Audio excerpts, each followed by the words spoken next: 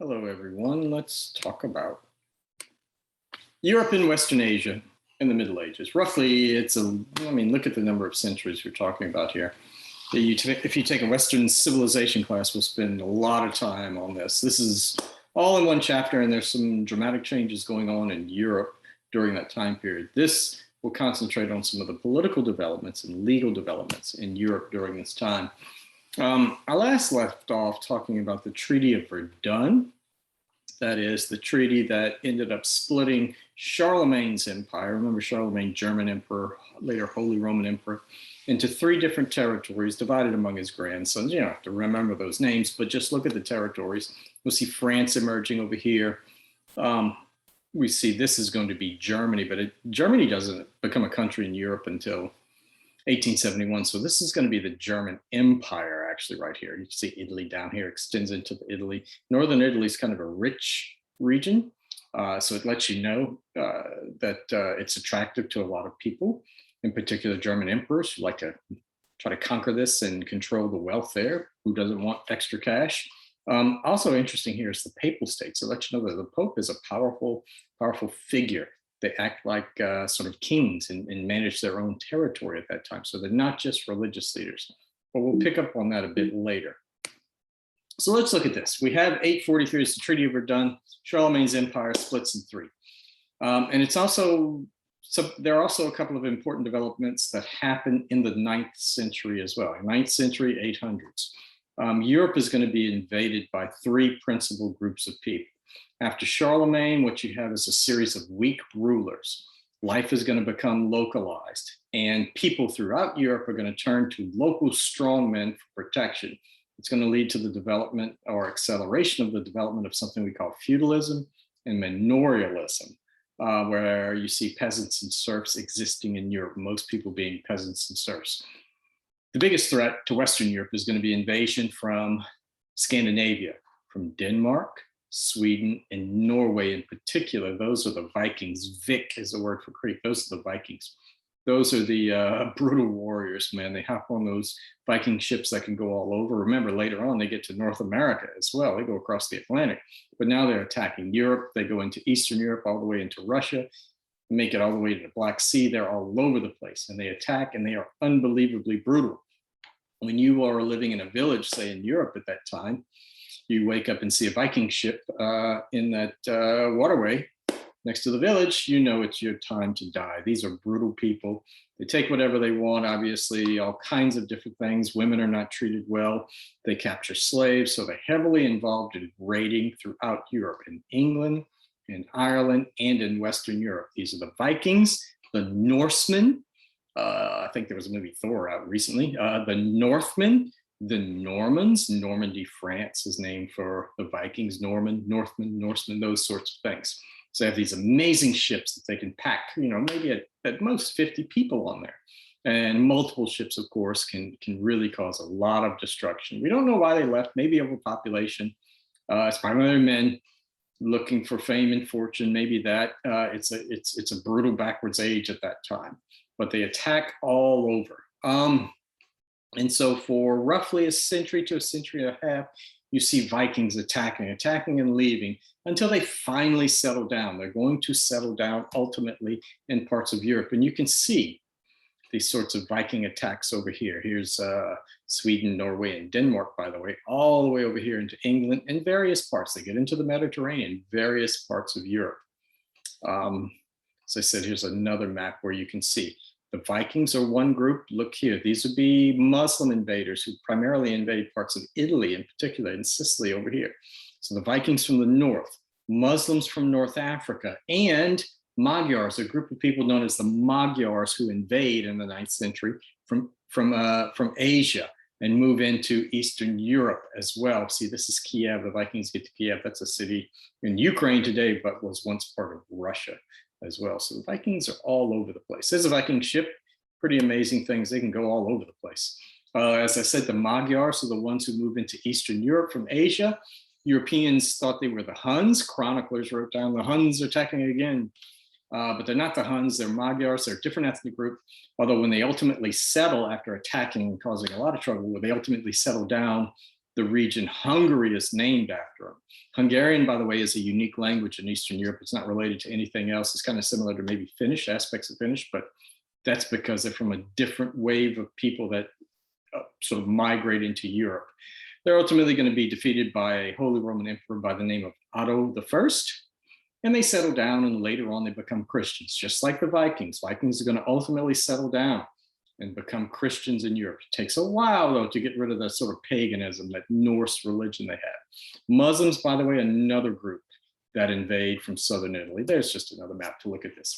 And what it does is, it, as I say, it destabilizes Europe, where ordinary people, peasants, for the most part, over 90% of the population is peasants. They look to someone for protection. They look for a local strongman, a knight, a warrior, some powerful nobles, not the kings. The kings aren't powerful enough at this time to unite a region to stop the Viking invasions. And so what you begin to see is a system emerging. This is a system that had already happened in China, ancient China. We'll see Japan as well. And this is a system you have in place in Europe. It's called feudalism. It varies from region to region, but it's about this relationship between nobles, who are often knights, and kings and emperor, where you have to think of this as a theoretical system with a constitution, even though it's not written down. Essentially, say you're in France. The king of France theoretically controls all of France. But as I said, kings tend to be weak initially. And so the king controls France, it's his land. And what theoretically happens is he gives land to a noble, a powerful noble, in return for loyalty from that noble. They take an oath of loyalty to honor the king and honor his requests, and to raise a military for the king. That's how kings get their own armies. They turn to nobles to raise armies. And at that time period, it's primarily the nobility who do the fighting, the knights, often on horseback. Armies aren't that big at that time. So that's feudalism. At the top, a king, below it, nobles, below them, lesser nobles, and then a knight down at the bottom, the warrior class. So it's the relationship between a king, a lord, and a vassal, someone who receives land. At the top is the king, and below him, the first vassal would be a great noble. Now, what the noble is going to do is take the land given to him and divide it up into others and give sections of that territory to lesser nobles. So that noble becomes a lord with his own vassals who he has given land to. And that's how they raise army. Each division in this land requires loyalty and military service and a host of fees and services and all kinds of things we won't get into. But it's based on loyalty and land. You receive land that theoretically becomes your private property, but you receive it with the acknowledgement that you are going to be loyal to whoever you get it from, and it's going to you're going to provide military service, but it's your private property. So essentially what you have is this land called a fief, and this system where you have lords and vassals, lots of lords and vassals, although at the top is a king or an emperor, depending on where you are. And that's how Europe operates for centuries. Think about the president of the United States. Supposedly the president, let's imagine that the president is not powerful, but he controls the United States, divides it into 50 territories, states, gives it to a powerful noble. Each noble controls, so you have 50 powerful nobles. Each state then divides the land and gives it to lesser nobles. The noble in charge of a state gives it to lesser nobles who divide it up. And notice we have divisions within our state called parishes. You have divisions called wards as well within states, voting districts. So land can get divided like that. Lots of divisions with some loyalty that goes all the way to the top. At the local level, we have a system in place known as manorialism. This is sort of the ordinary life of most people. A manor there is a manor house, which is often a castle where a noble lives or a knight lives, but a manor often refers to this village community. I think I have a map of this village community somewhere. Well, I don't have a map just yet, but that's the local level. Manorialism, there'll be a map probably in another one. That's where most people live. Peasants live, basically a farm. It's a farm with fields they can grow food. Peasants have their own crops, their own rows in the fields, but they grow food for the lord of the manor, and they owe loyalty and service to the lord of the manor. Not military service. Peasants don't fight, but they live in these villages. And centuries after centuries, this is where they live. They don't move. Families stay there. Over time, these peasants become unfree. They give up their freedom in return for protection from, say, the Vikings or the Magyars or whoever's invading. And so a system emerges known as serfdom. It's not exactly like slavery, but it is kind of similar. We do see situations where families of serfs are bought and sold and that sort of thing, but they're tied to the land. They have no freedom to leave the manor. They are serfs. They have to do all the work, and they have no freedom to leave without the Lord's approval. And so what happens is this is a system that emerges as people want protection because they're being attacked. And so they turn to a local strongman, a knight, a warrior, to protect them. They can run into the manor house. So you see all of this stuff.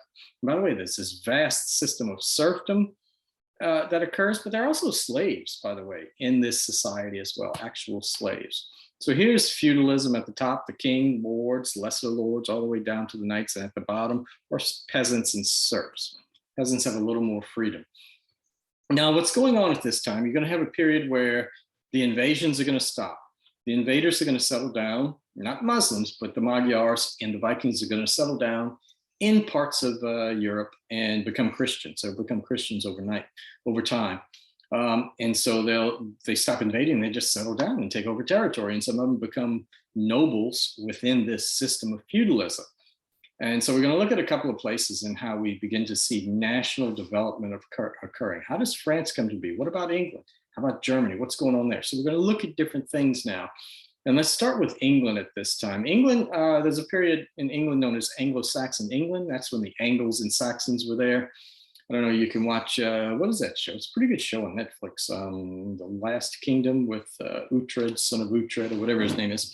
And the Anglos, the Saxons fighting the Danes, they have those Vikings there. Well, Anglo-Saxon England is going to come to an end in 1066. There are actually three people that claimed the crown in 1066. One of them happens to be William, Duke of Normandy. Normandy is in France. Normandy is named for the Normans. Normandy, of course, is where D-Day is. You know, in World War II, the American, British, and Canadians, we take 5 beaches at D-Day. But Normandy is where some of those Vikings settled. And William, Duke of Normandy, you can see he's a noble who's got a title, Duke. He's a descendant of one of the Vikings who settled there. And in 1066, he claims that he should be king of England. There's a vacancy on the throne. 3 people claim to be king of England. And what he does is take his army from Normandy and he invades England.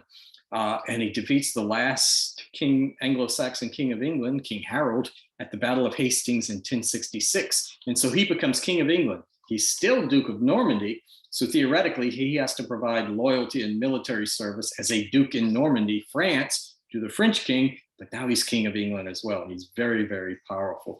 And what he does is he imposes feudalism in England. One of the things he does is he brings some of his loyal vassals from France and puts them in charge. At the local level, he relies on this figure, this official, to collect taxes.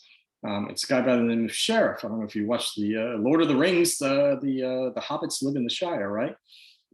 Well, England was divided into shires, and the head of a shire, who was kind of a police official and also a tax collector, was a reeve. So that's where we get shire reeve, sheriff. These are important figures. These are Anglo-Saxon officials he keeps. He tries to put his loyal vassals in charge elsewhere. He's king of England. He's got a nice crown. He runs a country. What does he have? He's not exactly sure how wealthy it is. And he wants to know how wealthy it is so he can start taxing people. What does he control now that he's king of England? So we get this great book that comes out of this, known as the Doomsday Book. The Doomsday Book. It doesn't sound anything like it is. It's basically a survey of England, a survey of what he owns, what's in England, how much farmland, how much is produced, how much sheep and everything else, because he wants to tax people. But it's an interesting resource for early medieval England and the history of what's going on in England during the kingdom of William, King of England, William the Conqueror, as he's known, William the Conqueror, King of England. We'll look at a couple of the descendants of William now. One is Henry I, and what's important about him, what you really need to remember about him, is how we begin to see under him the development of a bureaucracy. Think about how a bureaucracy manages us today. You know, we got all these government officials who keep tabs on us, and we have all kinds of obligations to bureaucracy with regulations, rules, and laws. Well, one we begin to see outside of the monarchy, one of the first institutions of royal government to develop outside of the monarchy is the Exchequer, and it's still around in England today. The Exchequer, it's a Bureau of Finance. And what I mean by a Bureau of Finance, it's like a Treasury agency, Treasury Department. It collects taxes. That's what it's for. You've got chancellors of the Exchequer who get money from sheriffs who bring it to London, and you collect the taxes that the king is owed. And there you see, here's Normandy. Here's where those beaches were, Omaha through Juneau over here. Omaha and Utah was way over here. I don't have to get into World War II. That's another class. And William crossed the English Channel to invade and conquer England. Now, another figure, another descendant of William is very important legally as well. This is a guy by the name of Henry II. And what we credit Henry II with is the development of an English legal system. He develops what we begin to call a jury system, and trial by jury, and the use of judges to investigate activities in local areas of England. And they're going to issue rulings based on the evidence, what they hear, and those rulings become laws, legally binding, and legal precedents that later judges will rely on to issue a ruling in a particular case. So a body of law is going to develop in England. I think I mentioned something about the Code of Justinian, where other countries kind of just copy bits of that old Roman law, the Code of Justinian. England's going to develop its own law out of this sort of system. Henry's kind of interesting. Since William was king, English kings have territory in France. Well, Henry inherits more territory, and then he marries a woman, Eleanor of Aquitaine, a great noble. So he gets even more territory in France. Like half of Western France is controlled by the King of England. And French and English are, they don't get along all that well. Once you become King of England, it's almost throughout history, you're obligated to go invade France, so to speak. But let's get to the legal system. There are a lot of different laws throughout England prior to Henry II. A lot of different systems in place. And what we begin to see is this development of what we're going to call a common law system, law that is common throughout England. It is royal law. It's a law that develops out of this system where he sends royal judges to listen to cases and issue rulings. Also, to get sheriffs, to get local people involved, to hear evidence if somebody has a complaint that someone stole their sheep or something like that. That's sort of the beginning, and to see whether there should be a trial with a judge. It's sort of the beginning of a modern grand jury system that later on is going to develop into jury trials. It takes a while, with judges presiding over jury trials. The jury there, we still have that in place today, a jury trial. We highly value jury trials. One of the things the jury trial does is replace the trial by ordeal. Trial by ordeal was a religious trial that supposedly had God intervening. So here's an example of an ordeal by fire or something. Say someone's accused of stealing a sheep or something like that. And said, no, I'm innocent. And I said, okay, let's go to this blacksmith shop and we'll have a priest bless maybe some blacksmith tool or something, or bless a fire there, and stick your hand in the fire for 5 seconds, or grab one of the hot irons that was in the fire and hold it for about 5 seconds. It's going to burn the hell out of you, of course. But what they say, well, God is going to intervene. They wrap up the hand because God blessed this ceremony here. And so they wrap up the hand, send the dude on his way, and check back in a couple of days. They unwrap it. And if the wound is healing, then that's an indication that God has intervened and says, you're innocent, and it's a different age. So people actually believe that. Now Henry's going to try to dismiss all that. We're going to use witnesses and evidence and juries and judges. But that religious aspect of that is still kind of prominent. It takes a while before it's abolished. But speaking of religion, one of the big events in Henry's life is not just the development of common law, but a quarrel he gets in with the Archbishop of Canterbury. The Archbishop of Canterbury is the highest church official in England. Canterbury is the most important cathedral there. It becomes a great pilgrimage site if you know your Chaucer. And the Archbishop at that time is Thomas Becket. Henry decides, I want the right to retry clerics, church officials, and others who have been tried in church courts. I want them in my royal courts, my common law courts. And he resists. No, the church is independent. And there's this, one of the things about church courts, if you go to one of Henry's courts, you're convicted of stealing, they'll mutilate you. They'll cut your hand off. They'll kill you. Lots of death penalties. church court, why don't you fast for a few days and say some Hail Marys? Now, church courts can mete out serious judgments, but they're often a lot less lenient than Henry's courts. He wants the right to retry these guys who've already been tried in the church court. Bring them to me. I'm going to hold them responsible in my courts. Becket says, no, it's an independent church. You cannot retry these people. And so there's a long-standing quarrel. And one day, Henry, in a fit, we don't know exactly what he says. He says, he's got some of his knights around. He says, man, I wish somebody would get rid of this pest. And so 4 of his knights go to Canterbury and kill Thomas Becket. He becomes a martyr. Canterbury becomes an holy shrine for pilgrimage later on. Henry obviously didn't want to be seen as someone who ordered the murder of the highest church official in England. You're not supposed to do that. And he begs for forgiveness. He has to perform public penance, and he backs away from this. Part of the public penance is that he's stripped naked and spanked, as a humiliating act. Not sure if he enjoyed that or not, but oh well. King John, another descendant of Henry and one of the children of William, I should say, one of the children of Henry. King John is going to become king. This is the time of Robin Hood, by the way, if you know that story. King John is king. He's not regarded as a great king in English history.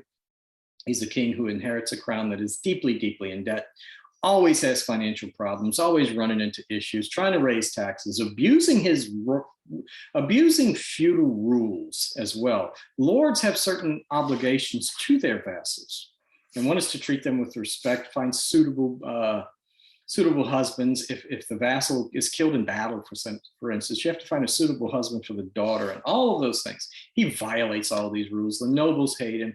He's not a well-liked king. He goes to war with France against King, and we'll talk about Philip Augustus in a second, and loses on the battlefield. Particularly, he lost Normandy to the French, and he fights trying to get it back. It's just a disaster. And finally, the nobles are going to have enough of this guy, and they get on horseback, and they corner him at a meadow known as Runnymede and force him to sign a document known as Magna Carta, the Great Charter of Liberties. It's not like the Declaration of Independence or anything like that. It's basically a document that says the king has to follow these obligations under feudalism. The king has to follow the law. And that's what makes Magna Carta important. Some people say it's the first part of the English Constitution. They don't have a constitution that we have, which we call a constitution. But Magna Carta is important because it says, you too, whoever you are, you must follow the law. The king is not above the law. So that's the importance of that. So let's look at France, which means you got to jump back a bit. Talked about 843, Treaty of Verdun. France is going to grow out of this. There's not much going on in France until around the year 1000 or so, I should say 987, when this last sort of successor to Charlemagne from his family dies, and the nobles have to get together. Nobles of France have to pick a king. They pick a weak guy by the name of Hugh Capet, who's Count of Paris. Paris, we know, is a great city. Nothing special about it at that time. He controlled a region around Paris called the Ile-de-France. It's nothing special there. Not a powerful figure, minor figure. But what's important about him is that he takes over in 987. And if we jump all the way up to the modern age in the French Revolution, King Louis XVI, when he's beheaded, he's known as Citizen Louis Capet. So it tells you that family, Capet, controls the monarchy for centuries, for a long, long time. Early on, they're weak, but they have sons, lots of them. They practice primogeniture. That's when the oldest son inherits the crown. So they crown their sons king. And so this guy's chosen by nobles. He doesn't do much early on, except establish a precedent that Capetians are born to be kings. They inherit the crown. I was chosen, Hugh Capet, but my children are going to her and their children, cousins and all this, because that's to go in different directions at times. One of these Capetians is a guy by the name of Louis IX. Notice how far we're getting. There's not a whole lot going on. The Capetians work closely with the church to give themselves some sort of respectability. And Louis IX is going to be he's going to be canonized in his lifetime, by the way, Saint Louis. One of the things he develops is the Parliament of Paris. It's not like the English Parliament, which is kind of being established in England at this time. Parliament of Paris is like a royal court. It's where the king issues new laws and has them registered. So you got judges there. And so we saw the development of common law in England. This is the beginning of a sort of common law type of system for France. Don't call it common law, but a system of law for France. It's royal law. Parliament of Paris is also the Supreme Court of France as well. And he begins to do some similar things, send out judges and issue new laws. The real first powerful and important king of France, who's a bit muscular in his rule and takes over much of what we might consider to be modern day France, is a guy by the name of Philip II. Notice how long he lasts. It's good when you come to the crown as a young man and you rule for decades. He's the one we already talked about, who went to war with King John and took Normandy, and he takes other territories in France. He removes nobles who opposed him and puts loyal vassals in charge. There's a heresy we're going to talk about, the Cathars in southern France. They're also called the Albigensians because they're centered in Albi, is a city there. There's a crusade against these heretics, which we'll talk about later, and he sends his troops down there, takes over that region, puts his loyal people in charge. And so under his rule, he greatly expands royal authority in France. He's called Philip Augustus, Philip II. He is the really first real powerful king of France. And there you can see over here, Ile-de-France right here. Ile-de-France is where he is. His Normandy that he took and moves into southern France as well. Not all of it. English kings are going to still control Aquitaine. Remember, Henry married Eleanor of Aquitaine. That property is inherited by other English kings. It's going to lead to something else we'll talk about in another lecture as well. But you can see he starts to take over a significant chunk of modern France. Now, this is a weird thing that's going on in Central Europe. It's the old German part of Charlemagne's empire. And you have an emperor there, or a king who becomes an emperor, crowned emperor by the Pope, by the way, just like Charlemagne was. Otto I, we talked about him defeating the Magyars and being crowned emperor by the Pope, and Magyars settle down. What becomes Hungary, we know of today, they become Christians. What you really have is someone with the title king, others with that title. They become emperors as well, but they don't really control these regions all that well. What you have, imagine if the German Empire, or as it's called, the Holy Roman Empire, is like the United States of America, where governors are all independent and don't have to follow the president. You got a president up there, yeah, I'm in charge, but they don't really listen to him. And it's a primitive time. You really have to travel a lot to make sure that people are obeying your rules. So you don't really have a lot of powerful emperors. He was one of them. Others get involved in church affairs too much, or get involved in foreign ventures, like this guy, Frederick Barbarossa, who becomes emperor of Germany. Not sure why the font is so tall, so big, but he tries to impose feudalism, demands loyalty from powerful nobles in the German Empire and the Holy Roman Empire. It just doesn't work because you have to travel a lot to keep them in line. And instead, he spends a number of years, far too much time, trying to control northern Italy because it's rich and he wants to control it. Northern Italy has a bunch of cities that sort of declare their independence, and they go to war. They form an alliance against Frederick, and he loses on the battlefield. So he spends all this time playing around in Italy while neglecting his own control over the German parts of the German Empire. And as I said, it just keeps Germany divided. Germany doesn't become a unified state. When I speak of Germany, I'm speaking of the Holy Roman Empire, this loose confederation of these things: principalities, princes in charge, duchies, independent cities, bishops control some of it. It's a very divided region where you have different rulers in charge, and oftentimes kind of a figurehead emperor in charge. It doesn't become a country until 1871. So it doesn't develop into a nation state like France and England. Well, this is the German Empire right there. And we'll stop on that slide.